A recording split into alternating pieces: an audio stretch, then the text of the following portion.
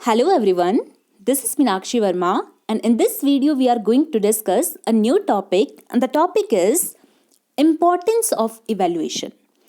इसमें हम पढ़ेंगे कि इवैल्यूएशन की क्या इंपॉर्टेंस होती है, लेकिन इवैल्यूएशन की इंपॉर्टेंस पढ़ने से पहले मैं आपको ये चीज़ याद करवाना चाहूँगी या दिलाना चाहूँगी कि इवैल्यूएशन होती क्या है। मैंने लास्ट 2 वीडियो जो प्रोवाइड की थी उसमें मैंने आपको बताया था कि इवैल्यूएशन क्या होती है और इवैल्यूएशन कितने टाइप की होती है। तो एक क्विक रिव्यू करवाना चाहूँगी आपको इम्पॉर्टेंस पढ़ने से पहले कि इवैल्यूएशन होती क्या है। इवैल्यूएशन एक ऐसी प्रोसेस होती है जहाँ पे हम स्टूडेंट को जज करते हैं। हम बोल सकते हैं जहाँ पे हम स्टूडेंट की परफॉर्मेंस पे क्या देते हैं, अपनी जजमेंट देते हैं। देखते हैं कि जो स्टूडेंट ने या जो टीचर चाहता था, जो उसके गोल्स थे, जो उसके ऑब्जेक्टिव थे, क्या बच्चे उनको अचीव कर पाए हैं या नहीं कर पाए हैं। कर पाए हैं तो कितने एक्सटेंट तक कर पाए हैं। तो ये जो जजमेंटल नेचर है ये किसके अंडर आता है, इवैल्यूएशन के अंडर आता है।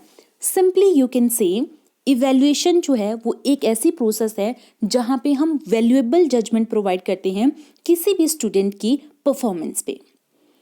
उसके बाद हमने पढ़ा था कि इवैल्यूएशन जो होती है वो 2 टाइप की होती है, that is formative evaluation and summative evaluation. Formative evaluation में हमने पढ़ा था कि जो फॉर्मेटिव इवैल्यूएशन है, जैसे मान लो हमारा कोई भी कोर्स रन हो रहा है, बट कोर्स जब रन हो रहा है तो इन बिटवीन में हम क्या करेंगे, कुछ टेस्ट कंडक्ट करवाएंगे। उन टेस्ट को जब हम कंडक्ट करवाएंगे तो उनके थ्रू हम बच्चों को क्या करेंगे, इवैल्यूएट करेंगे। तो वो जो इवैल्यूएशन होगी वो हमारी फॉर्मेटिव इवैल्यूएशन के अंडर आएगी। You can say formative evaluation वो इवैल्यूएशन होती है जो कोर्स के बीच में दी जाती है, ड्यूरिंग द कोर्स दी जाती है। वेयर इज समेटिव इवैल्यूएशन, मान लो ये पर्टिकुलर कोई एक कोर्स है तो वो क्या दी जाएगी, at the end of course दी जाएगी। जब वो पर्टिकुलर कोई कोर्स कंप्लीट हो जाएगा तो उस टाइम पे जो इवैल्यूएशन प्रोवाइड की जाती है that evaluation is summative evaluation. तो ये हमारा कुछ एक क्विक रिव्यू था जो मैंने आपको करवा दिया कि इवैल्यूएशन होती क्या है और इवैल्यूएशन के कितने टाइप्स होते हैं। अब हम पढ़ते हैं इम्पॉर्टेंस ऑफ इवैल्यूएशन। अब ये जो इम्पॉर्टेंस ऑफ इवैल्यूएशन है ये आपके सब्जेक्ट में और यू कैन से आपके जो सिलेबस है उसमें दिया गया है importance of evaluation in physical sciences, importance of evaluation in life science, importance of evaluation in maths. तो ये जो पॉइंट्स हैं ये किसी एक पर्टिकुलर टॉपिक में आप इंक्लूड नहीं कर सकते, या ऐसा नहीं है कि हर एक पर्टिकुलर टॉपिक में या हर एक पर्टिकुलर सब्जेक्ट में ये पॉइंट क्या करेंगे, वेरी करेंगे। मोस्ट ऑफ हो ही सकता है कि 1-2 पॉइंट क्या कर सके, क्या कर जाए, वेरी कर जाए या कोई एक्स्ट्रा जुड़ जाए, लेकिन ये कुछ पॉइंट्स ऐसे हैं जो कॉमन रहेंगे, हर एक सब्जेक्ट में जाएंगे। तो आप चाहें तो इसको आप फिजिकल साइंस में लिख सकते हो। तो हम स्टार्ट करते हैं फर्स्ट पॉइंट के साथ, दैट इज इवैल्यूएशन जो होती है वो हेल्प करती है किसमें, knowledge about the personality of the student.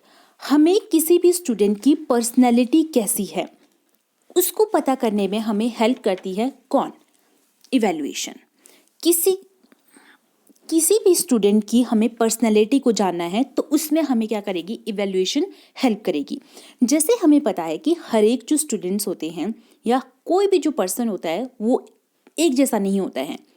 हर एक पर्सन, हर एक इंडिविजुअल एक दूसरे से क्या होता है, हमेशा डिफर होते हैं, अलग अलग होते हैं। On the basis of what, on the basis of need, interest, aptitude. ये कोई भी बेसिस हो सकता है कि किसी का डांसिंग में इंटरेस्ट हो, किसी का सिंगिंग में इंटरेस्ट हो। तो क्या हो गया, इंटरेस्ट अलग अलग हुए। अगर इंटरेस्ट अलग अलग हुए तो इससे क्या कर सकते हैं, हम उनकी पर्सनैलिटी का भी आइडिया लगा सकते हैं। Next is knowledge about the performance of students. अब कोई स्टूडेंट है, जैसे कि एक क्लास होती है, एक क्लास में हमें पता है कि 20, 30, 50 इतने स्टूडेंट्स होंगे। तो उन स्टूडेंट्स में से हो ही सकता है कि कुछ स्टूडेंट की परफॉर्मेंस किसी पर्टिकुलर सब्जेक्ट में बहुत अच्छी हो और किसी स्टूडेंट की परफॉर्मेंस उसी पर्टिकुलर सब्जेक्ट में उतनी अच्छी ना हो। तो उसका पता हम कैसे कर सकते हैं, टेस्ट कंडक्ट करवा सकते हैं, एग्जाम करवा सकते हैं, या सिंपली हम बच्चों को क्या कर सकते हैं, ऑब्जर्व कर सकते हैं। तो ये जो है टेस्ट करवाना, एग्ज़ाम करवाना या ऑब्जर्व करना, तो इससे हम क्या कर रहे हैं, बच्चों को इवेल्युएट कर रहे हैं। और जब हम बच्चों को इवेल्युएट कर रहे हैं तो उससे क्या हमें क्या पता लग रहा है, बच्चों की परफॉर्मेंस का पता लग रहा है कि कौन सा बच्चा किसकी क्या परफॉर्मेंस है, कौन कितना अच्छा है, कौन कहाँ पे लैग कर रहा है। तो इस तरह से जो इवेल्युएशन होती है वो हमें हेल्प करती है बच्चों की परफॉर्मेंस के बारे में भी जानने में। Next is modification of teaching learning methodology. अगर हम बात करें कि किस तरह से इवेल्युएशन हेल्प करेगी कि हम अपनी टीचिंग या लर्निंग जो भी प्रोसेस है उसको मॉडिफाई कर सके। तो मान लो एक टीचर क्लास में जाता है, क्लास में वो एक पर्टिकुलर कॉन्सेप्ट को या एक पर्टिकुलर टॉपिक को समझाना चाहता है, उसके लिए वो पर्टिकुलर टीचिंग एड या कोई पर्टिकुलर टीचिंग स्ट्रैटेजी या मेथड का यूज़ करता है। बट वो चाहता तो था, उसके कुछ ऑब्जेक्टिव थे कि eight the end of that particular session बच्चों को ये चीज़ें आनी चाहिए, लेकिन क्लास उतना अच्छा रिस्पॉन्ड नहीं करती है। तो इससे क्या होगा, बट टीचर ने eight the end of that particular session बच्चों को क्या करा, कोई क्वेश्चन पूछ लिए, तो क्वेश्चन पूछने से जब रिस्पॉन्स नहीं आया तो टीचर ने क्या किया, इवेल्युएट किया ना, खुद की टीचिंग को क्या किया, इवेल्युएट किया, बच्चों की लर्निंग को क्या किया, इवेल्युएट किया। तो टीचर को ये पता लगा कि नहीं, ये मेथड या ये टीचिंग एड सुटेबल नहीं था इस पर्टिकुलर टॉपिक के लिए। तो वो क्या करेगा, कोई एक और मेथड को ढूंढेगा और किसी और मेथड से अब बच्चों को क्या कराना चाहेगा, पढ़ाना चाहेगा। Next is helpful in planning of education. Helpful in planning of education, जब हम किसी भी पर्टिकुलर स्टूडेंट्स को या पर्टिकुलर क्लास को या ग्रुप ऑफ स्टूडेंट को इवेल्युएट करते हैं तो हमें ये पता लग जाता है कि हमारा जो पर्टिकुलर एजुकेशन है या एजुकेशन सिस्टम है या एजुकेशन प्रोसेस है वो किस तरह की होनी चाहिए और किस तरह की नहीं होनी चाहिए। तो हमें हमारी एजुकेशन को प्लान करने में भी इवैल्यूएशन हेल्प करती है। जैसे कि हम अपने सिलेबस को, अपने यूनिट को इस तरह से अरेंज कर सकते हैं सो दैट कि बच्चे एक कनेक्शन बिल्डअप कर पाए। जैसे कि अगर आप 10th की साइंस की बुक देखोगे, 9th की देखोगे या कोई भी बुक देख लोगे तो उसमें क्या होता है, पहले पर्टिकुलर केमिस्ट्री का सेक्शन होगा, फिर आपका बायोलॉजी का सेक्शन होगा, फिर आपका फिजिक्स का सेक्शन होगा। तो वो क्या है, वो पर्टिकुलर एक लिंक में रखेगी ये चीज़ें सो दैट कि बच्चे लैक ना करें कहीं। तो इस तरह से जो इवैल्यूएशन होती है वो हेल्प करती है हमें हमारी एजुकेशन को भी प्लान करने में। Next is helpful in improving school program. हो ही सकता है अब जो पेरेंट्स होते हैं वो बच्चों को स्कूल भेजते हैं, नो डाउट हर एक पेरेंट्स का मेन मोटिव यही होता है कि वो चाहेंगे कि उनके बच्चे बेहतरीन करें एजुकेशन की फील्ड में, लेकिन उसके साथ साथ वो चाहेंगे कि वो कुछ को करिकुलर एक्टिविटी में भी पार्टिसिपेट करें, वो एक अच्छे सिटीजन बने। लेकिन हो ही सकता है कि कोई स्कूल सिंपली पढ़ाई पे मेन फोकस करता हो, क्योंकि हर एक स्कूल की अपनी स्ट्रेंथ एंड वीकनेस होती है। तो अगर हम बच्चों को करिकुलर एक्टिविटीज़ के बेसिस पे अगर इवैल्यूएट करते हैं और उस स्कूल के बच्चे उतनी अच्छी परफॉर्मेंस नहीं शो कर पाते हैं तो टीचर्स को या head of that particular institution उसे पता लग जाएगा कि हमें अपने स्कूल में जो भी प्रोग्राम रन कर रहे हैं उनको क्या करना पड़ेगा, इम्प्रूव करना पड़ेगा। कुछ ऐसी चीज़ें हैं जो उसमें ऐड करनी पड़ेगी या कोई पर्टिकुलर चीज़ को हम क्या कर सकते हैं, डिलीट करवा सकते हैं। Next is helpful in improving educational processes. तो आई गेस ये पॉइंट तो यहाँ पे ही क्लियर हो गया है कि मतलब एजुकेशन, जैसे कि हमें पता है कि एजुकेशन जो है वो एक कॉम्प्लेक्स प्रोसेस है, ठीक है। तो कॉम्प्लेक्स प्रोसेस है, हमें पता है कि एजुकेशन एक कॉम्प्लेक्स प्रोसेस है, इसमें बहुत सारी एक्टिविटीज़ इन्वॉल्व होती हैं। तो हम क्या कर सकते हैं, जो इवैल्यूएशन है वो हमें क्या कर देगी, एक क्लियर पिक्चर देगी हर एक एक्टिविटीज़ की। एजुकेशन मतलब हमारे सब्जेक्ट पे बच्चे की कमांड कैसी है और एक्स्ट्रा को करिकुलर एक्टिविटीज़ में बच्चे की कमांड किस तरह की है। तो इन सब को जब हम इवैल्यूएट करेंगे और अगर हम पाएंगे कि कहीं पे कोई प्रॉब्लम आ रही है तो उससे हम क्या कर सकते हैं, उसको इम्प्रूव कर सकते हैं। तो इवैल्यूएशन कहीं ना कहीं हेल्प करती है एजुकेशन को प्लान करने में। स्कूल के प्रोग्राम में अगर कोई वीकनेस है या कहीं पे लैक कर रहा है स्कूल तो उनको इम्प्रूव करने में, और ये पॉइंट कहीं ना कहीं इन दोनों पॉइंट से ही रिलेटेड है। Next is helpful in classification of a student. अब यहाँ पे next very important point is, जो इवेल्युएशन होती है वो हेल्प करती है स्टूडेंट को क्लासीफाई करने में। जैसे कि मैंने आपको बताया था कि हर एक स्टूडेंट क्या होती है, अलग होती है। उनकी जो नीड्स होती है, डिमांड होती है, या हम बोल सकते हैं उनकी जो स्ट्रेंथ होगी, वीकनेस होगी, वो क्या कर सकती है, वेरी कर सकती है। तो अगर हम बच्चों को टाइम टू टाइम इवेल्युएट ही नहीं करेंगे, एक एग्जांपल लेते हैं हम, ठीक है, पढ़ाई को हम रख रहे हैं, नोटिस में रख रहे हैं, लेकिन मान लो अगर हमें ये पता करना होगा कि हमारी क्लास में कौन सिंगर है, कौन पेंटर है, कौन डांसर है, या मान लो हमें ग्रुप ऑफ स्टूडेंट्स चाहिए जो अच्छा डांस करते हैं, ठीक है, ग्रुप ऑफ स्टूडेंट चाहिए जो अच्छी सिंगिंग करते हैं, तो ये हम कैसे करवा सकते हैं, स्कूल में कुछ एक्टिविटीज़ करवाएंगे, तो उससे हम बच्चे को क्या कर देंगे, तो हमें पता लग जाएगा नहीं ये बच्चा अच्छा गाता है, नहीं ये बच्चा अच्छा गाता है, ठीक है। तो इससे हम क्या कर सकते हैं, बच्चों को क्लासीफाई कर सकते हैं, ठीक है, क्योंकि सिंगिंग या डांसिंग हर एक बच्चे का कॉमन नहीं हो सकता है ना, किसी का हो सकता है स्ट्रॉन्ग पार्ट सिंगिंग हो, किसी का डांसिंग हो, तो इस तरह से हम स्ट्रेंथ एंड वीकनेस के बेसिस पे बच्चों को क्या कर सकते हैं, क्लासीफाई कर सकते हैं।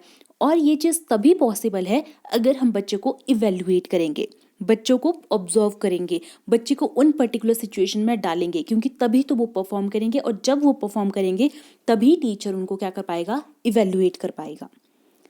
Next is basis for admission. अगर हम बात करें बेसिस फॉर एडमिशन की, तो अगर किसी भी स्टूडेंट को किसी भी पर्टिकुलर कोर्स में एडमिशन चाहिए होगी, तो उसके अंदर क्या होना चाहिए, पोटेंशियल होना चाहिए, एबिलिटीज़ होनी चाहिए, उसके पास वो पर्टिकुलर अचीवमेंट होनी चाहिए कि वो किसी पर्टिकुलर एक कोर्स में क्या ले पाए, एडमिशन ले पाए, ठीक है। तो हम बच्चों को क्या कर सकते हैं, उनके अचीवमेंट को चेक कर सकते हैं, अचीवमेंट टेस्ट उनके करवा सकते हैं, ठीक है, सो दैट कि क्या करे, बच्चा किसी पर्टिकुलर कोर्स में क्या कर पाए, एडमिशन ले पाए। जैसे कि अगर हम बात करें किसी बच्चे को अगर डॉक्टर बनना है, तो डॉक्टर बनने के लिए क्या करना पड़ेगा, उसको पहले उसका अचीवमेंट टेस्ट क्या होगा, उसका अचीवमेंट टेस्ट होगा कि उसको नीट क्वालिफाई करना पड़ेगा, तो दैट इज़ व्हाट, तभी तो वो डॉक्टर की लाइन में आगे जा पाएगा, उसमें एडमिशन ले पाएगा, ठीक है। Next is basis for the promotion of student in the next class.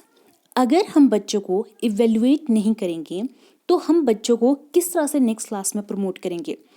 मान लो कोई स्टूडेंट 8th क्लास में, 8th क्लास से वो 9th क्लास में कब जाएगा, eight the end of the session, जब आप उसे सबमिटिव इवैल्यूएशन प्रोवाइड करोगे, आप उसे ग्रेड दोगे, आप उसे स्कोर दोगे, उसे ये बताओगे कि वो क्वालिफाइड है या नहीं है। अगर उसके अंदर वो पोटेंशियल है, वो एबिलिटी है, अगर वो अच्छा कर रहा है, तो आप क्या करोगे, उसे नेक्स्ट क्लास में प्रमोट कर दोगे, अदरवाइज आप उसे नेक्स्ट क्लास में प्रमोट नहीं करोगे।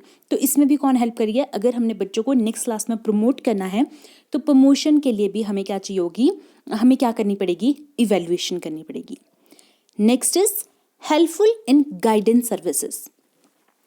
जब आप बच्चों को इवैल्यूएट करते हो, देखते हो, ऑब्जर्व करते हो, उनके टेस्ट लेते हो, तो आपको पता लगता है कि बच्चे की पर्सनैलिटी कैसे है, कौन सी फील्ड में बच्चा कितना अच्छा परफॉर्म कर रहा है, ठीक है। तो आप उन्हें गाइडेंस दे सकते हो, आप उन्हें एडवाइस दे सकते हो। अब जो गाइडेंस है वो पर्सनल गाइडेंस हो सकती है, वोकेशनल गाइडेंस हो सकती है, काउंसलिंग हो सकती है। आप बता सकते हो बच्चों को कि आप इन फ्यूचर इस फील्ड में अच्छा कर सकते हो, तो एक तरह की क्या करें, आप उन्हें गाइडेंस दे रहे हो, या बच्चों को मोटिवेट कर सकते हो किसी फील्ड में। अगर आपको लगता है कि नहीं ये स्टूडेंट इस फील्ड में बेहतरीन कर सकता है, तो आप क्या कर सकते हो, बच्चे को मोटिवेट कर सकते हो उस फील्ड में जाने के लिए।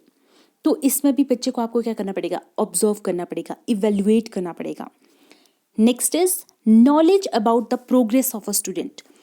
अगर आप बच्चे को टाइम टू टाइम इवेल्युएट कर रहे हो, तो आपको पता लगेगा कि बच्चा इम्प्रूव कर रहा है कि नहीं इम्प्रूव कर रहा है, इम्प्रूव कर रहा है तो कितना इम्प्रूव कर रहा है, तो बच्चों की क्या आपको प्रोग्रेस पता लगती है। Next is helpful in classifying and reframing the objective. जैसे कि मैंने आपको बताया कि क्लास डाइवर्स लर्नर से भरी होगी, ठीक है, तो आपने बच्चों को क्लासीफाई तो कर दिया, ठीक है, आपने चलो ठीक है ब्राइट स्टूडेंट को थोड़ा अलग रख लिया, ठीक है, जो हमारे एवरेज स्टूडेंट है उनको एक ग्रुप बना लिया, जिनको थोड़ी ज़्यादा ज़रूरत है किसी मोटिवेशन की या टीचर के अटेंशन की, उनका एक अलग ग्रुप बना दिया। तो बच्चों को आपने क्लासीफाई तो कर दिया, लेकिन उसके लिए आप उनके ऑब्जेक्टिव को भी क्या करोगे, फिर रीफ्रेम करोगे, क्योंकि उनकी नीड्स अलग अलग हैं। ठीक है, तो उसके लिए आपको क्या करना पड़ेगा, बच्चों को पहले इवेल्युएट करना पड़ेगा, ऑब्जर्व करना पड़ेगा। तो इस तरह से हम बोल सकते हैं कि इवेल्युएशन क्या करती है, बच्चों को क्लासीफाई करने में तो हेल्प करती ही करती है, साथ में क्या करेगी, उन बच्चों के लिए ऑब्जेक्टिव को रीफ्रेम करने में भी इवेल्युएशन हेल्पफुल है। Next point is decision about the use of a particular tool और लेबोरेटरी इक्विपमेंट्स। अब अगर आपको पता है कि this student is very good in practicals और handling particular kind of equipments, जैसे कि आपने लैब्स में वर्क किया होगा, ठीक है, तो कई बच्चे क्या होते हैं, माइक्रोस्कोप को एडजस्ट करना पहले ही दिन सीख जाते हैं, टीचर सिखाते हैं तो एकदम से टेस्ट करना, एडजस्ट करना वो सीख जाते हैं। लेकिन कुछ बच्चे क्या होते हैं, 1 वीक तक 2 वीक तक भी उनसे वो स्लाइड क्या होती है, फोकस नहीं हो पाती है। तो बच्चों को, टीचर को ये पता लग जाता है कि कोई भी जो पर्टिकुलर जो स्टूडेंट है वो इस पर्टिकुलर इंस्ट्रूमेंट को या टूल को या लेबोरेटरी इक्विपमेंट को यूज़ कर पाएगा या नहीं कर पाएगा, किस बच्चे को हमने कौन सा टूल हैंडल करने के लिए देना है, कौन सा नहीं देना है। Next is identification of a student needs. वही पॉइंट बार बार रिपीट हो रहे हैं कि इवेल्युएशन से हमें ये भी पता लग जाएगा, जब हमने बच्चों को क्लासीफाई कर दिया तो हमें ये भी पता लग जाएगा कि अब बच्चों की नीड क्या है, अब बच्चों को हमें किस लेवल से कहाँ तक पहुँचाना है। नेक्स्ट और the last point is assessment of utility of the subject. Evaluation से हमें ये पॉइंट क्लियर होता है कि कोई पर्टिकुलर सब्जेक्ट है, जैसे फिजिकल साइंस है, अगर हम बच्चों को पढ़ा रहे हैं, प्रैक्टिकल्स है अगर हम बच्चों को करवा रहे हैं, तो हम बच्चों को क्यों करवा रहे हैं। और साथ ही साथ जब हम इवेल्युएशन करते रहेंगे, इवेल्युएट करते रहेंगे, बच्चों के परफॉर्मेंस को इवेल्युएट करते रहेंगे, तो हमें ये भी पता लगेगा कि हाँ, अगर बच्चे किसी चीज़ को ग्रैब अप जल्दी कर पा रहे हैं तो हम बच्चों को क्या एक्स्ट्रा चीज़ प्रोवाइड कर सकते हैं। ठीक है, और इस तरह से हम क्या कर सकते हैं, अपनी जो सब्जेक्ट मैटर है उसको भी क्या कर सकते हैं, टाइम टू टाइम अपडेट कर सकते हैं, सो दैट कि बच्चों की प्रॉपर इवेल्युएशन भी हो पाए और बच्चे अप टू डेट भी रह पाए। तो ये हमारे कुछ वेरियस पॉइंट थे इवेल्युएशन के इम्पोर्टेंस के। होप सो आपको सारे पॉइंट क्लियर हो। Thank you and have a nice day.